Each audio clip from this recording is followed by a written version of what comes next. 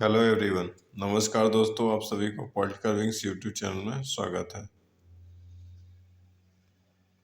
दोस्तों, political wings YouTube channel को subscribe करें एंड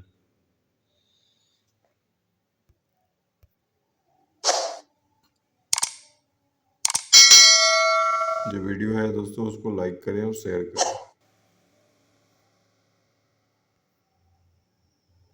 आज का दोस्तों शीर्षक होगा मानवाधिकार यानी कि ह्यूमन राइट। इसके बारे में आज इस वीडियो के माध्यम से बताया जाएगा। और यह दोस्तों आपको नीचे लिंक दिया गया है टेलीग्राम चैनल पॉलिटिकल विंग्स का, जिससे आप जुड़कर वहाँ पे आपको इसका पीडीएफ प्राप्त हो जाएगा। और अन्य जो भी वीडियो हैं उन सब का पीडीएफ वहीं पे मैं डालता हूँ, आप वहाँ से जाके ले सकते हैं दोस्तों। और डायरेक्ट मुझसे कांटेक्ट कर सकते हैं वहाँ मैसेज के माध्यम से। ठीक है दोस्तों।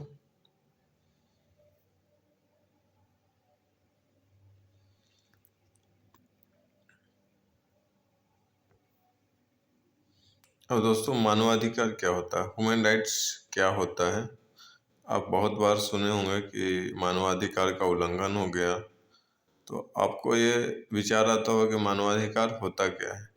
यह दोस्तों जो मानवाधिकार टॉपिक है, ये आपको 9th-10th क्लास से लेके आपको अगर यूजीसी नेट तक का आपको वहाँ पे अध्ययन को मिल जाएगा। अगर आप राजनीतिक शास्त्र का अध्ययन करते हैं तो, या फिर दोस्तों आप कानून का अध्ययन करते हैं तो उसमें भी मानवाधिकार का वर्णन हो जाएगा, या समाज शास्त्र का अध्ययन करते हैं तो भी दोस्तों आपको वहाँ पे मानवाधिकार पढ़ने को मिलेगा। तो यह दोस्तों काफ़ी जगह पे मिलता है। और आपको हमेशा यह सुनने को मिलता है कि या तो मानवाधिकार का उल्लंघन हो गया, या संयुक्त राष्ट्र संघ ने मानवाधिकार को लेके बैठक की है। तो इस तरह के हैं। तो दोस्तों, मानवाधिकार होता क्या है इसके बारे में आपको बताता हूँ। अब मानवाधिकार जो है दोस्तों, वो किसी भी को मानव होने के नाते मानव को जो अधिकार प्राप्त होता है उसको मानवाधिकार कहते हैं। ठीक है, यानी कि कोई भी मनुष्य है, उसके कारण वो मनुष्य है, उसके कारण ही जो उसको अधिकार प्राप्त हुआ है वही मानवाधिकार है। यानी कि अगर वो मनुष्य नहीं होगा तो उसको मानवाधिकार प्रदान नहीं किया जाएगा। मानवाधिकार का मूल आधार प्रत्येक व्यक्ति की गरिमा है, यानी कि प्रत्येक व्यक्ति का जो सेल्फ रिस्पेक्ट है वो दोस्तों इसका मूल आधार है। ठीक है, यानी कि उसी पे ये वर्क करता है। और दोस्तों 10 दिसंबर 1948 को संयुक्त राष्ट्र संघ के घोषणा पत्र के माध्यम से वैश्विक स्तर पर मानवाधिकार की स्वीकृति दी गई। यानी कि 10 दिसंबर 1948 को दोस्तों संयुक्त राष्ट्र संघ ने मानवाधिकार को अपनाया है।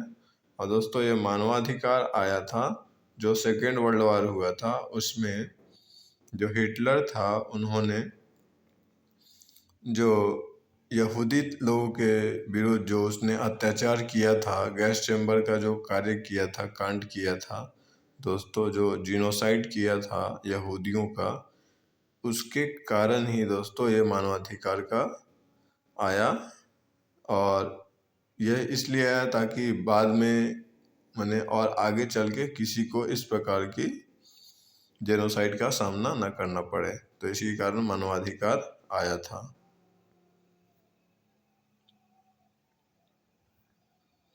मानवाधिकार का अर्थ क्या है, यानी कि मीनिंग ऑफ ह्यूमन राइट्स क्या है। मानवाधिकार जो है दोस्तों लॉक के विचारों से प्रभावित है, लेकिन पूर्णतः लॉक का विचार नहीं है। सर्वप्रथम दोस्तों लॉक ने ही मानवाधिकार के बारे में माने जो उनका विचार था लॉक का प्राकृतिक न्याय का, वो दोस्तों इसी से प्रभावित होकर मानवाधिकार आया है। लेकिन जो उनका जो पूरा जो सिद्धांत दिए थे वो उसका टू कॉपी नहीं है मानवाधिकार, इसमें थोड़ा सा परिवर्तन हुआ है। नेक्स्ट है दोस्तों, मानवाधिकार सर्वोच्च है क्योंकि इसके उल्लंघन का आशय न्याय का उल्लंघन है। ऐसा मान्यता है दोस्तों, ऐसा मानते हैं लोग कि मानवाधिकार यानी कि मानव का अधिकार सर्वोच्च है, यानी कि सबसे ऊंचा है, अन्य अधिकारों से ज़्यादा महत्वपूर्ण है मानवाधिकार। अब जो इसका उल्लंघन होगा तो इसका अर्थ ये होगा कि न्याय का उल्लंघन हुआ है, ठीक है, यानी कि अन्याय किया गया है। यह सार्वभौमिक है क्योंकि मानव मात्र के लिए है। और दोस्तों, आप जहाँ देखेंगे तो जहाँ भी मनुष्य होगा तो उसको मानवाधिकार प्राप्त होगा। तो इसी कारण इसे क्या बोला गया है कि यह सार्वभौमिक है, यानी कि सभी जगह मौजूद है। नेक्स्ट है दोस्तों, मानवाधिकार स्वतंत्र व्यक्ति मानव गरिमा एवं व्यक्ति के चयन में विश्वास करता है।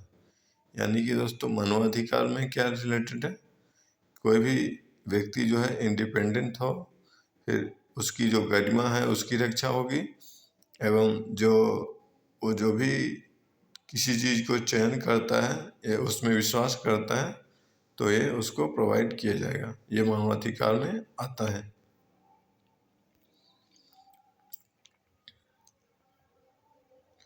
अब मानवाधिकार से संबंधित वैचारिक विवाद क्या है।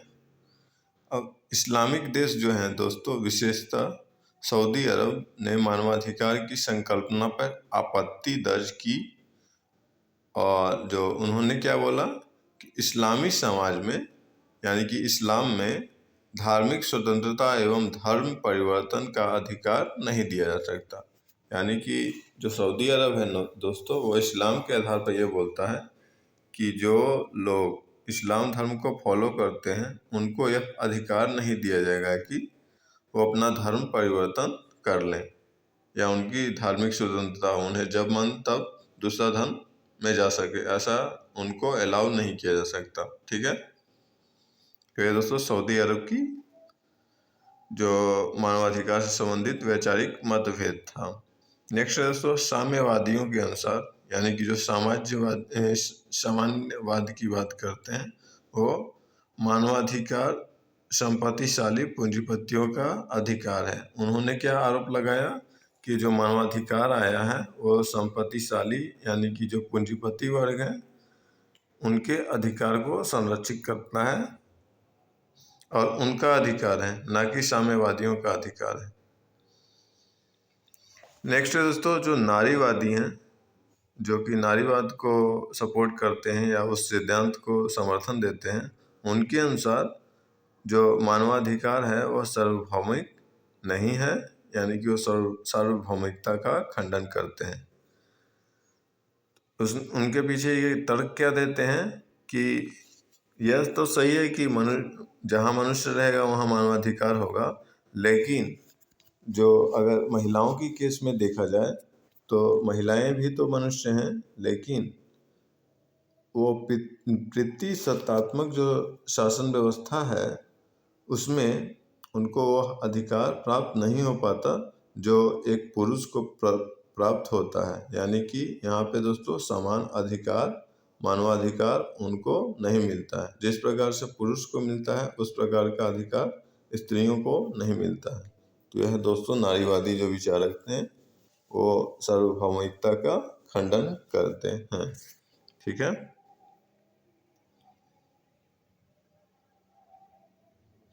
अब मानवाधिकार की पीढ़ियां क्या है। अब दोस्तों 1989 में चेक गणराज्य विधिवेत्ता कारेल वास्क ने स्ट्रासबर्ग में अंतर्राष्ट्रीय मानवाधिकार संस्थान में 3 पीढ़ियों में मानवाधिकार को विभाजित करने का प्रस्ताव दिया था।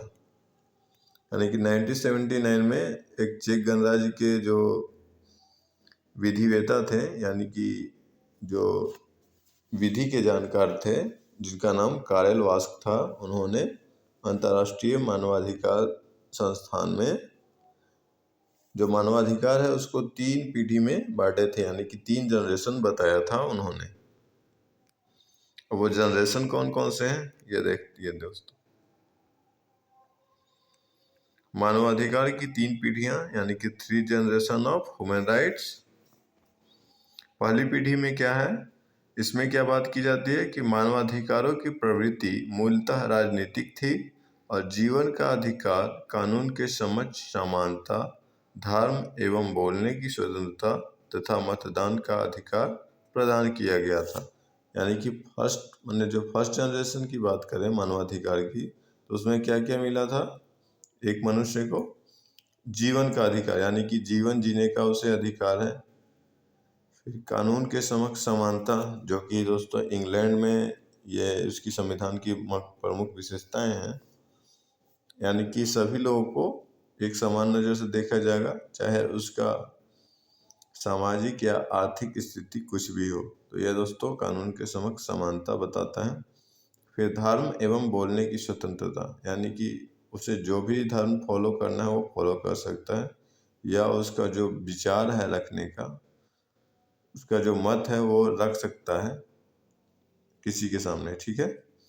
तो इस प्रकार की स्वतंत्रता प्रदान की गई थी। और मतदान देने की स्वतंत्रता, यानी कि अगर चुनाव होता है तो उसको भी मत देने की स्वतंत्रता मिली थी। यह सब मिली पहली पीढ़ी में, यानी फर्स्ट जनरेशन में। नेक्स्ट है दोस्तों दूसरी पीढ़ी में क्या मिला था? मानवाधिकार के सेकंड जनरेशन में क्या मिला? इसमें मानवाधिकारों की मूल प्रकृति आर्थिक, सामाजिक एवं सांस्कृतिक थी। यानी कि दोस्तों इसकी अगर नेचर की बात करें तो इसमें आर्थिक, यानी कि इकोनॉमिकल, सोशल एवं कल्चरल था, ठीक है। नेक्स्ट है दोस्तों तीसरी पीढ़ी, यानी कि थर्ड जनरेशन में क्या मिला? इसमें आत्मनिर्णय का अधिकार प्राप्त हुआ। यानी कि मनुष्य को अपना जो निर्णय है वो खुद ले सकता है, इस प्रकार का अधिकार प्रदान किया गया। फिर स्वस्थ वातावरण का अधिकार, यानी कि दोस्तों यहाँ पे उसे एक अच्छा एनवायरनमेंट प्रदान किया जाएगा, इस प्रकार का अधिकार प्राप्त होता है। नेक्स्ट है प्राकृतिक संसाधनों का अधिकार एवं सांस्कृतिक विरासत में भागीदारी का अधिकार सम्मिलित है। यानी कि उसे एक स्वस्थ हवा, प्राकृतिक संसाधन क्या है? स्वस्थ हवा, जल, वायु, खान पान, ये स्वस्थ मिले, इसका भी अधिकार उसे थर्ड जनरेशन में प्रदान हुआ, ठीक है। और सांस्कृतिक विरासत में भागीदारी का अधिकार, यानी कि उसका जो कल्चर जो है उसमें दोस्तों वो भागीदार ले सकता है और उसे कोई भी रोक नहीं सकता। अगर कोई रोकता है तो ह्यूमन राइट का वायलेशन होगा। और कंक्लूजन क्या निकलता है दोस्तों? तो मानवाधिकार सैद्धांतिक रूप से सार्वभौमिक है, परंतु व्यवहारिक रूप से सैद्धांतिक नहीं है। यानी कि व्यवहारिक रूप से यह दोस्तों लागू नहीं होता है, लेकिन सैद्धांतिक रूप से सभी जगह मौजूद है। लेकिन अब व्यवहारिक रूप में कैसे नहीं लागू होता है? जैसे कि जो नारीवादियों के जो विरोध था, उनका जो अलग मत था, तो वह दोस्तों इस बात को प्रमाणित करता है कि यह व्यवहारिक रूप में समान नहीं है। अब इसके पीछे रीजन ये होता है कि व्यवहारिक रूप से सैद्धांतिक न होने का कारण क्या होता है? सामाजिक कारण होता है। और दोस्तों सामाजिक कारण में यह होता है कि वहाँ पे समाज पितृसत्तात्मक है या मातृसत्तात्मक है। तो इन चीज़ों का, अब जो भी समाज है, जैसे पितृसत्तात्मक है तो महिलाओं को कम अधिकार मिलेगा, अगर मातृसत्तात्मक है तो पुरुषों को कम अधिकार प्रदान होगा। फिर नेक्स्ट है दोस्तों भौगोलिक एवं सांस्कृतिक, यानी कि भौगोलिक स्तर पर अगर देखें जाए तो दोस्तों एशिया का, अगर हम अमेरिका से कंपेयर करें तो एशिया के लोगों का जो मानवाधिकार वो कुछ अलग है, और वहाँ के अमेरिका या यूरोपीय देशों का मानवाधिकार का अलग पैमाना है। फिर दोस्तों सांस्कृतिक स्तर पे देखते हैं तो अगर जैसे हिंदू लोगों का अलग अपना अधिकार है दोस्तों, मुस्लिम लोगों का या अन्य धर्म लोग के लोगों का अलग सांस्कृतिक अधिकार है। तो यह दोस्तों थोड़ा थोड़ा डिफरेंस आता है। जैसे महिलाओं को यहाँ पे हिंदू के धर्म में दोस्तों ज़्यादा आज़ादी दी गई है, लेकिन मुस्लिम धर्म में थोड़ा सा उनकी आज़ादी को कंट्रोल करके रखा जाता है। तो यह दोस्तों यहाँ पे डिफरेंसेस आते हैं। तो इसके कारण क्या होते हैं? सामाजिक, भौगोलिक एवं सांस्कृतिक। तो ये था दोस्तों आपको वीडियो मानवाधिकार के विषय में। आशा करते हैं दोस्तों ये आपको वीडियो अच्छा लगा हो। अगर दोस्तों वीडियो आपको अच्छा लगे तो आप इसे लाइक करें, शेयर करें एवं कमेंट करें। और दोस्तों आप पॉलिटिकल विंग्स यूट्यूब चैनल को सब्सक्राइब कर सकते हैं दोस्तों। और इसके पीडीएफ के लिए जो दोस्तों आपको टेलीग्राम का लिंक दिया गया था उससे आप जाके जुड़ सकते हैं। थैंक यू दोस्तों, वीडियो देखने के लिए धन्यवाद।